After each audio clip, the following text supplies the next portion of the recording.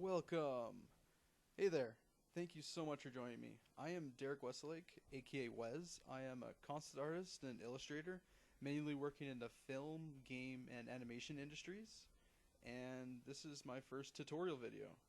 Now, originally I wasn't going to make tutorial videos like this till much later in my career, since most of these methods I use have been shown by many others.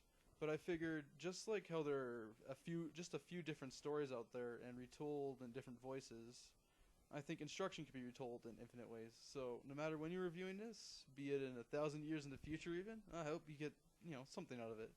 And thank you again. It's so awesome to have you join me. So what I'm doing here is thumbnails. In my head, I have a general idea that I want to do a snowy scene. That was sort of a topic that was going through my head, and I asked a few friends what I should work on next. And you're probably wondering if these are pulling right out of my head. Some of them are from personal experiences, some of them are from reference. And I guess I should bring up visual library. A lot of people wonder where artists come up with all these different things and somehow make it unique yet familiar. And that is what artists call, pulling from your visual library. And I think that's, the key to creativity. Like, a visual library is just your store of information, like everything you've ever seen, done, or that kind of stuff. And that's what you pull from for your imagination. And to use your imagination, you take things from visual library and you put them together. Now, if there's different ways to improve your visual library, the best way is to experience it. So that could be, travel, going to museums, that sort of thing, or just living your life. Like a lot of these are sort of a mix of my experiences living in Canada, where there's a lot of snow, and spending a lot of time traveling in Japan, where it's very, a lot of variety and shapes and mountainous structures and that sort of thing. And once you improve your visual library, the way to improve your imagination is either to imagine two different things together. Like, how you used to watch movies, and I don't know if you were like me, but when you were a kid, you'd imagine yourself in that world or imagine up other characters in that world. That's using your imagination from something that you added to your visual library. And you could do the same thing by reading books. Basically, when you read a book, you use all the information you already know and use the words to sort of formulate a new vision in your head only you will see. And that's one of the best things about written text, though I spend a lot of time drawing, so if I do read, it's mostly audiobooks. That's one important thing, though, is information. Like, if you want to improve your visual library, and I guess in general your education of things, just always be, getting more information, be it through documentaries, audiobooks, reading, travel, museums. Always have something to learn at least every day to pull something from. And you can see I did a night one there. I think that's the one I chose to go with right there. Now, there's different ways to do thumbnails. Here I'm using mostly silhouettes, or using 3 different values. I'm trying to stay away from pure white and pure black, which is generally you don't want to use unless it's in the most extreme area. So, and the point of thumbnails is to get your ideas across really fast, and if it reads well from this far away, it'll read well when it's done. So they're a good way to practice. Here I'm doing a more blocked in version of thumbnails. Other ways you could do it are doing small line drawings and whatever works for you. Because most of these thumbnails are just for yourself, not for any of the clients or anything like that. There may be times where clients will ask to see the thumbnails, and they generally will understand if they are an art director or if they, if they're an artist themselves. But producers and that would like to see more finished work. I don't fill up the whole page with thumbnails in this one. I usually keep going. Like I usually get to one that I really like, and then I push for about double that work after, just to see if I could come up with any more better solutions. And it's not always the same way that I'll start. Like sometimes I'll do thumbnails, sometimes I'll sketch in my sketchbook, sometimes I'll just toss things around in SketchUp. Um, but I want to do something sort of traditional for my first one. Granted it is digital. And yeah, this is sped up, so this is not the pace that I am painting at. Although I would love to paint at this speed, that would be incredible. And I'm trying to have as much variety between these thumbnails as possible, because I could do the noodling around and variations later on within the file itself. If I was working traditionally, I would normally do maybe a whole other page of just variations on my favorites. That is not always necessary for digital, especially if you're making something for yourself. And I do it like for thumbnails. You don't need to use a perspective grid, but once you do get into tighter stuff, I do recommend a very simple one. If you can't find any tools to make a perspective grid online, you could easily make one just using the pen tool with polygon tool, and then having 99 faces. Yeah, I'll go more into depth of that one day. Oh, there's an aerial shot. Now I'm mostly using basic brushes for this one, and I would share a brush set, but most of my brushes I got for free online, and the ones I didn't get for free, I'd probably get in trouble for sharing, and I have no idea which ones are which anymore. But I know one of the best sets is Kyle's brush set. I'm sure you could just Google that and find his sets. He has some really incredible real paint sort of things. No, wait, I think that's the one I went for after, because that's got the TPs in it. Now, for composition, there are rules and such that people come up with over time, like the rule of thirds and that sort of thing. That's more just one of the very many solutions you go by.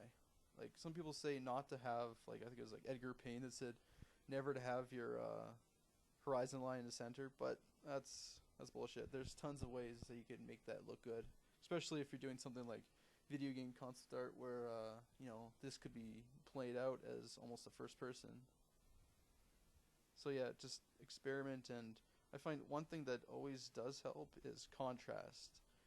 Like always for depending on the atmosphere, like in Canada the air is pretty clear, so you can see the mountains really far away, and in places like Japan the air is much more dense because of humidity and things are pushed back by the atmosphere. And I found that easier to illustrate, where you have things lighter as they go back, but naturally things tend, the further they are in the back, the more they absorb into the color of the atmosphere. So things in the foreground will have the most contrast, and things in the background will have the least and will blend in. And I found it is very good to keep that contrast throughout it in the depth of space. So as it pushes back through the picture, you could have more contrast. So like like you could have little like light dark light dark light dark as you go through it down the path. That way it leads your eye through it. And it's always good to have sort of I guess a selling point in the picture, as they would call it, where you want to, like, especially for concept artists, you want to have for video games or film, you want to have things in the distance that are just sort of hinted, that are sort of a goal for the audience to go towards, keep them there, keep them wondering. That's why a lot of artists will leave a lot of it unpainted, or rather loose, some of it tight, is because it goes, back to human hunting instinct, where, we try and focus on specific things and everything else sort of gets filled in our head. Like there's so much of the world that is just filled in by our brain, and if you could just hint certain details, then everybody will have a different relation to your picture. We'll see different things and get inspired in different ways. And I found that kind of amazing. Like this isn't a figure drawing, but if you ever want to really learn how to do, I guess this works for landscape too. If you want to really learn environment, go out and do some plein air painting. Like, don't just work from a photo, because a photo's focus has already been determined. But and if you have, 5 different people, or I guess 200 different people paint the same photo, they'll all be pretty similar if they're at the same skill level. But if you get them all to paint a real person, they'll all see something different, because we tend to focus on different things that we find attractive or stick out to us. So yeah, do as much life drawing as you can, as much variety as you can. It'll feel sort of like you're not doing much, but it'll turn to that Karate Kid thing, like the wax on, wax off. Then suddenly later on, you'll realize, wait a minute, I know karate, that sort of thing. So yeah, I brought my thumbnail to a bigger, the thumbnail it shows to a bigger size. I just, it doesn't really matter too much what size you work at. I tend to want to work at around 6,000 pixels. So I sometimes work bigger. Like I had to work on, or I got the opportunity to work on a food truck where I had to make it massive. So that was like 20,000 pixels. But yeah, this is 11 by 17 size, I think. Yeah, so I pumped up the size. I used a, I believe, gradient gradient mask layer, where I was able to make the grayscale change to the colors I wanted for a base.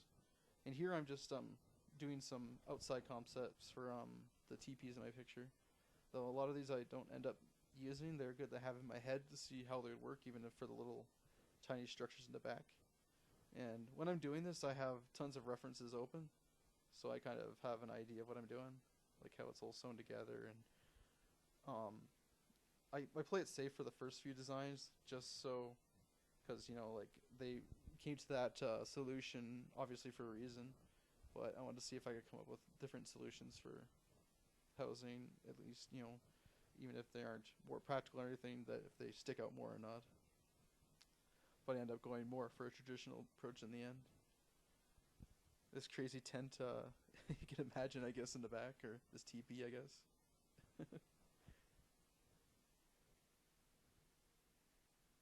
I tend to do this a lot, where I'll be working on a project, then I'll just either, like normally I'll just sketch in my sketchbook on the side, but digital works really quick as well.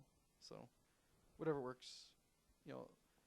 You've come to the point nowadays where concept artists are expected to have a certain level of detail, so you often have to concept your own concepts before get onto it.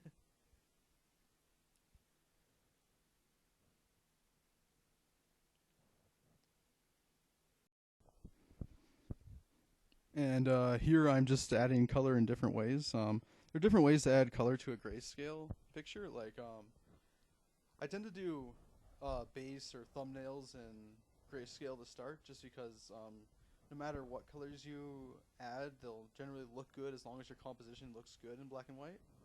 And also, there's tons of people out there with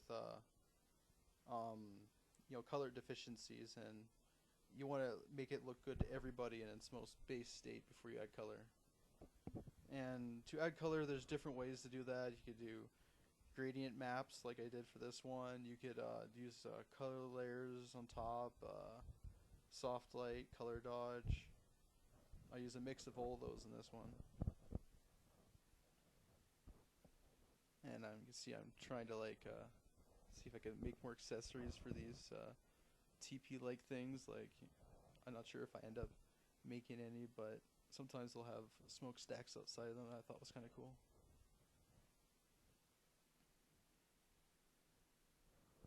You'll find me playing around with the sky a lot in this one, because I have a vision in my head of what I want, but I can't quite,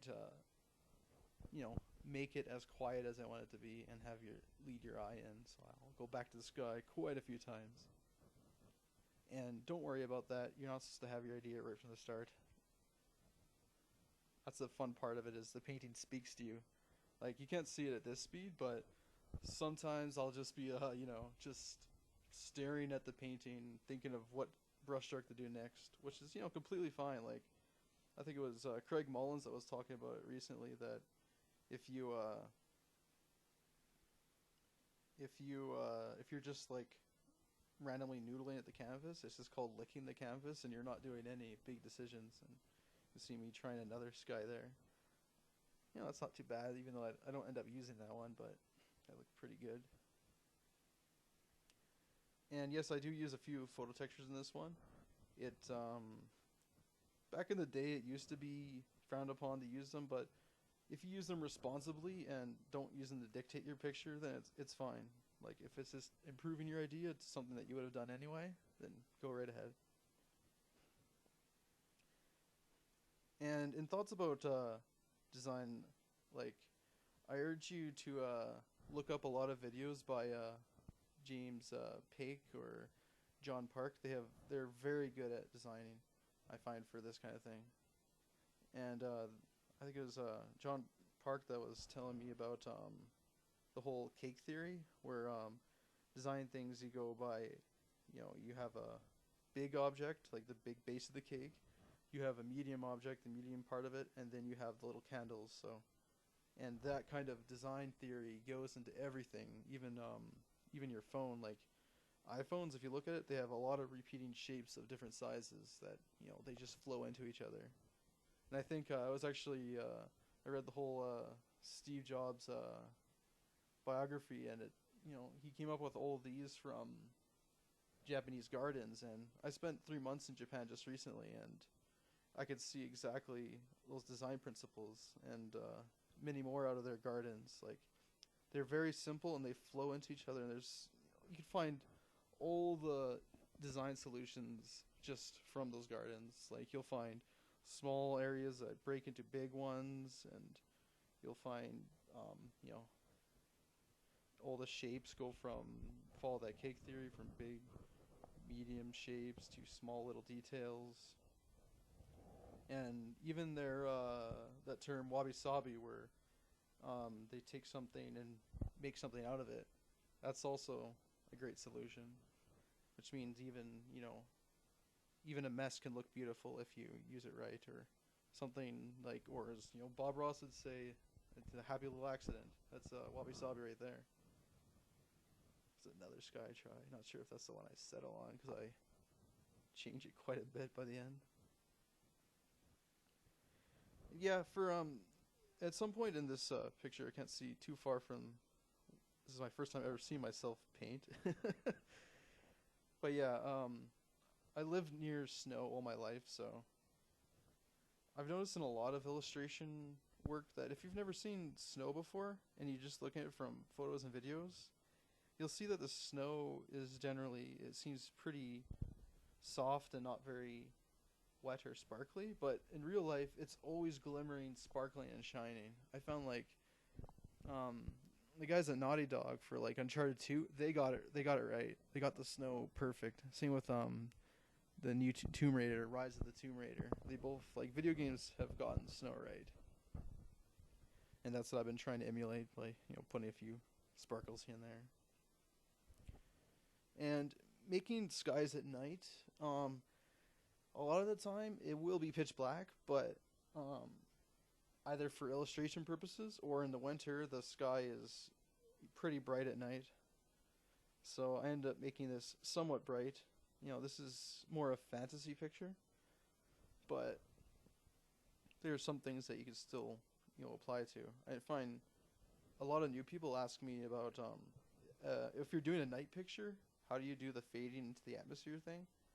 It's pretty similar. While you'll get some colors in the foreground that are similar to the background, things and it always appears like like when you're looking outside at night, things appear dark black silhouettes, but that's only things closest to you, and basically the same rules apply. Contrast, so things closest to you will have the most contrast, so things that are really dark will appear super dark until they're really far back in the atmosphere. It's not too hard, just kind of fade it back into the atmosphere eventually.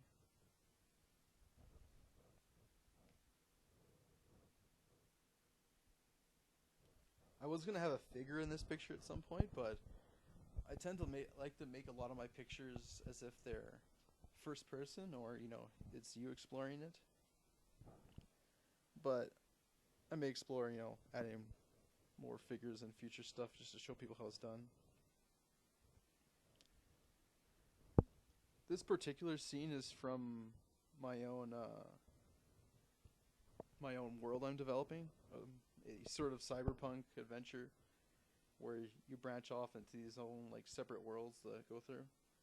Though I guess in the game it will be hack and slash if it's ever developed. But this would be one of the first worlds that you go to, and you generally would want it to be mostly empty just for the first bit. This sort of tribal snow environment is based on a dream I had when I was a kid where it felt really long, and I woke up and it was at night, snow, and all I could see is the lights, and yeah. It's a vision that's stuck in my head for a long time. Oh yeah, for your imagination, I recommend having a notebook or getting Evernote. Evernote's amazing. It's this little notepad sort of thing that goes across all your devices, and you could take down notes anywhere. If you have a good idea, write it down. Don't depend on remembering it. You will remember a few that stick in your head that you keep repeating, but if you write it down, you won't have to worry about having to keep it on your mind, and when you read it later, it'll really pop out. You can even have a dream journal, like right when you wake up, write into it anything you can imagine, and you could come with some pretty crazy stuff. I have tons of lists I've made on my Evernote, and I've taken a lot of notes on different books I've gone through, like the Universal Principles on Design. I made a whole separate sort of notebook on that. I split things into art tips, design tips, comic tips, filmmaking tips, cinematography, that kind of thing, and then what else? Tons of stuff. What other notes do I have on here? Yeah, even inspirational quotes. Notes on when I did sword training. Oh god. Yeah, designing is quite fun. You can see me flipping this picture around a lot. I think I actually do end up using the flip version because it ended up having a different flow to it that I liked, and that's just fine. Your picture should look good both ways. If you flip it and even upside down, you could flip it upside down sometimes. It'll look great if it's a good composition. Which is actually, that was one of the first ways I was trained, because I was trained traditionally to do traditional painting with acrylics and oils, and traditional drawing, and I was at sort of an atelier kind of program thing where they just sort of train you separately, and when I was drawing a dragon, like just from pure reference, my teacher stopped me for a second, and then she's like, wait, no, that's too easy here. And then she flipped the picture upside down, and she's like, now, before you were drawing what you thought you saw, now you're going to draw what you see. And that kind of blew my mind ever since then. And I took that into life drawing or plein air, where you go outside and you're drawing what you see, what really pops out to you, and that becomes, infinitely good for you.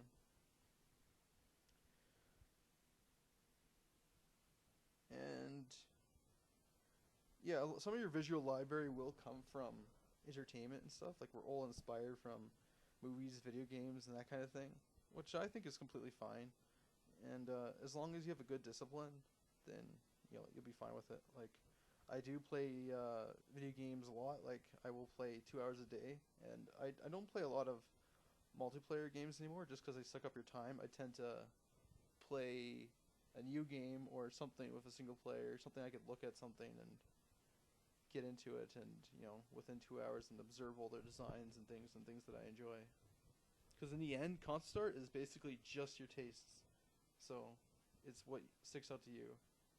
And another thing for visual library, make sure you get out. Like, and when you're out, like if you're just doing a small walk or something to the store or drive, just this is one thing that changed everything for me, is learning to observe. So observe everything. There should never be a moment in your life ever that you're bored. If you have to do like say a day job, like say even customer service or something like that, then just look at different people that walk in, the way they talk, the way they move, and what they're wearing, and the way light hits stuff. There's always something to look at and observe, always something to learn from. You'll find the more you know, the less you know. Like I thought I knew all about atmosphere. Then all of a sudden I went out to like yeah, till I stayed in Japan and London and all the sorts of different places. I noticed the atmosphere changes so much. Like the sun in Japan isn't very strong and the atmosphere is really low, so you get these really cool sort of God rays everywhere. While in say Canada, you won't get very many God rays, but you'll get a very, very beautiful sunrise and sunset where the sky just goes like a million colors. It's pretty crazy. That's one thing I'd love to do is travel more. And you'll find that will improve your skill as well. Observation. Like if you just look at other art often, look outside often, you'll find you'll pull so much wisdom from that. And you'll get better by the time you get back to your computer or canvas. And for getting good at technical skills and stuff, it's good to learn traditional digital and don't be afraid of using anything. Like people may say your tool is not good, it's not real art and that kind of stuff, but even oil painting was considered at some point to be a fad, and same with watercolor. They're both said to not be real painting or not real art. It'll just keep evolving. Maybe one day you'll be drawing with your mind. But even then, these skills will come back to play. So no matter what you train now, no matter what you use, you'll use the same sort of key skills you learned. You could also get inspired by many different things, like even like music. I find, music and that sort of thing to be inspiring. You could pick up rhythm and, you have the same sort of thing that goes into everything. See me trying to use a moon there. That was from the blood moon one night when we were in Japan. One of the composition things I'm using here is sort of an S route through the picture. Lets you zigzag through it to the focal point way back there. It's just a nice, simple way to do an environment that you want to make sort of first person. It is around Christmas at the time of this video, so I added a Christmas tree on the left there. It wasn't part of the original plan, but it seemed to fit. You can see me adding the supports going out the top of the TV. My First Nation friends are gonna kill me if I do anything completely wrong with them, but I tried, guys. And more composition rules, or things I guess you could add is, in the foreground it's good to have a few objects just sort of frame the picture to let you, feel like you're there. It could just be a silhouette.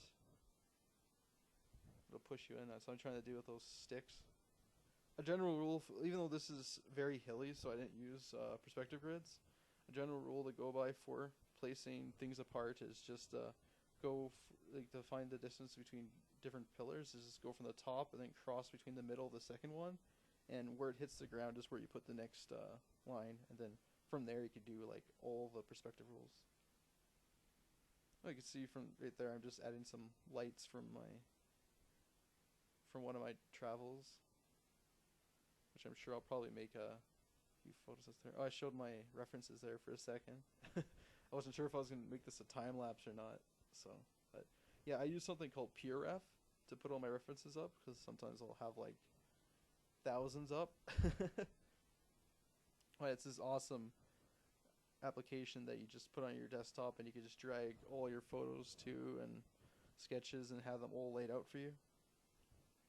You can move them around, rotate them, and it's a beautiful thing. And for mountains, I did them pretty simple here, but a general rule for mountains is there isn't actually a lot of them that are pure pyramid shaped. That's like a very small percentage of them. They're just, be sure to research again. Draw what things are, not what you think they are. That's the best thing about references is you can only draw what you've seen or what you know. So the more you look at mountains and snow and things like that, the more you'll find that maybe only you noticed at first.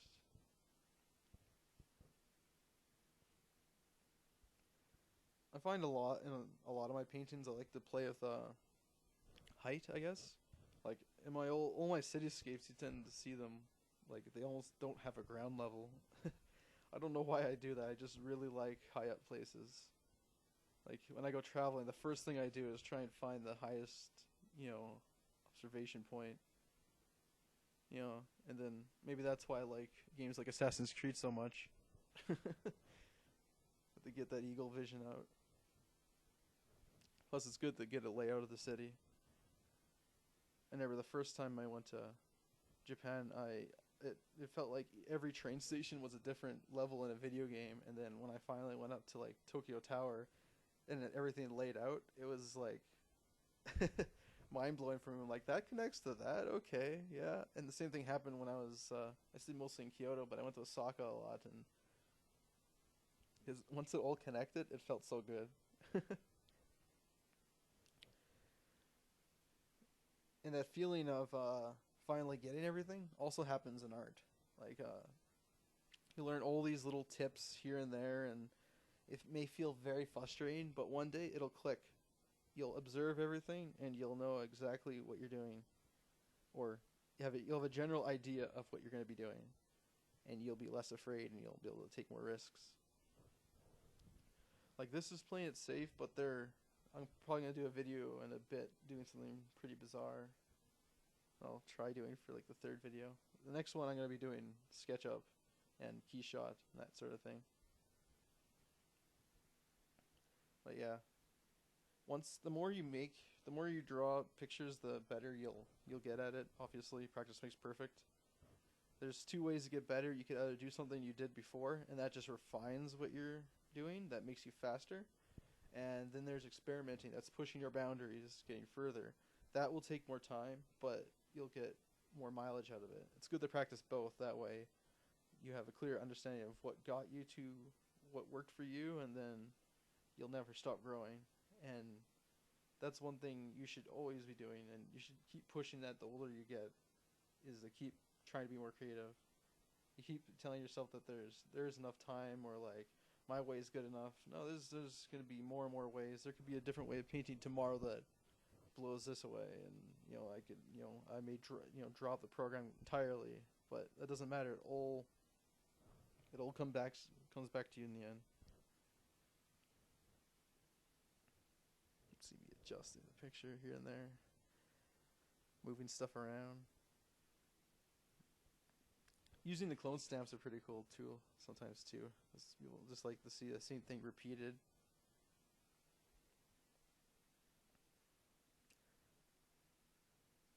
I played with that TP in the front a lot because originally I didn't really like the way, the composition of it, or the way it was blocking the screen almost, but I decided to keep it there in the end, so it's almost like you're creeping into there.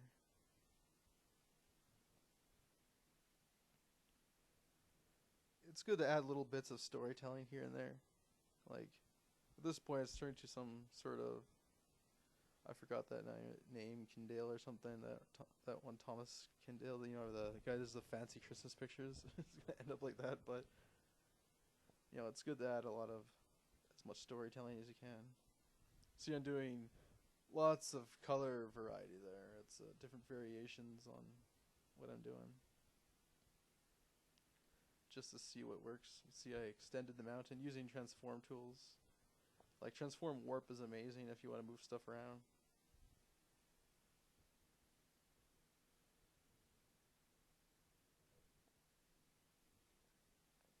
If this stuff is confusing to you right now, you're watching it, do more and more painting, watch different videos and such, and then once you're at a more comfortable rate, rewatch this video and maybe you'll even pick up something new. I tend to do that with a lot of videos I watch. I'll rewatch them over and over. Like I learned a lot from different things. Yeah, if you want to learn some really good environment tips, take a course with James Paick. I went to art school originally, and I didn't learn too much there. The most I probably got out of an actual art school graduating there, like I took some strange major called Mad T, which is media art and digital technology, but in a way that led to what I do now. Like there was one class where they taught me 3D, one class we used audio, and we used basically everything to come up with what we could. And one point we had to make levels and stuff, and it was just mixing. It was like, yeah, media mixing basically, and that ended up a lot of my work nowadays. But art school is only if you could afford it, and if you don't have the right, like if you like, you'll always get out what you put into it. People tell you that over and over. If you have the ambition to work, you'll have the ambition to work on your own. But yeah, there's tons of awesome other schools out there. Like I took an online course, like I was saying earlier, with James Paick, who's an environment designer, owns his own company, Scribble Pet Studios, and I believe he started a school of some others called Brainstorm now, which looks really awesome. I joined their Patreon a while ago, and they have been making these amazing things so far. Anyway, that about does it for my first video. Thank you so much for joining me, and I hope to see you again next time.